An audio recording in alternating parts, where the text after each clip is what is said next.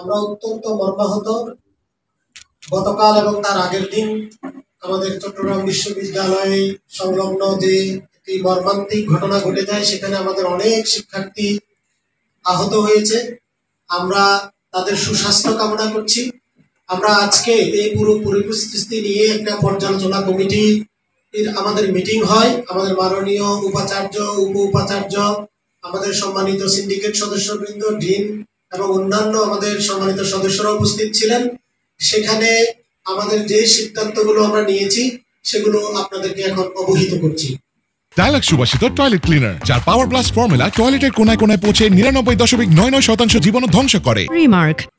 আমরা সিদ্ধান্ত 1, আহত সকল শিক্ষার্থীদের চিকিৎসা ব্যয়ভার চট্টগ্রাম বিশ্ববিদ্যালয় কর্তৃপক্ষ বহন করবে এবং এখনো পর্যন্ত আমরা প্রত্যেক শিক্ষার্থীদের চিকিৎসা ব্যয় বহন করে আসছি।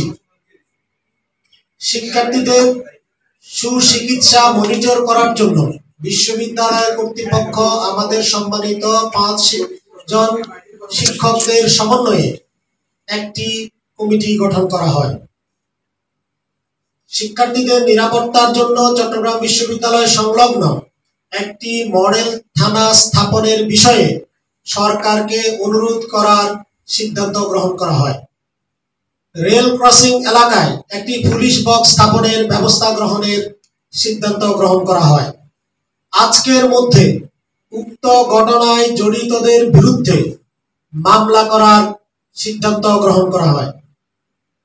সংঘটিত ঘটনার প্রেক্ষিতে একটি তদন্ত কমিটি গঠন করার সিদ্ধান্ত গ্রহণ করা হয়। পুরো পরিস্থিতি পর্যালোচনা করে বিশ্ববিদ্যালয়ের করণীয় ঠিক করার জন্য আগামী দিন বিকাল 3টায় জরুরি সিন্ডিকেট সভা ডাকা হয়। বিশ্ববিদ্যালয় 2 নং গেট সংলগ্ন জোবরা অঞ্চলের বাড়িওয়ালাদের সাথে সমন্বয়ের জন্য একটি কমিটি গঠনের সিদ্ধান্ত গৃহীত হয়।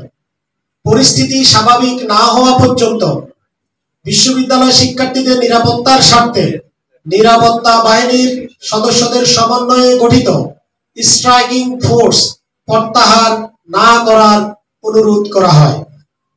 শিক্ষার্থীদের সার্বক্ষণিক সহযোগিতার জন্য বিশ্ববিদ্যালয়ের জন্য একটি হটলাইন সার্ভিস চালু করার সিদ্ধান্ত গ্রহণ করা হয়।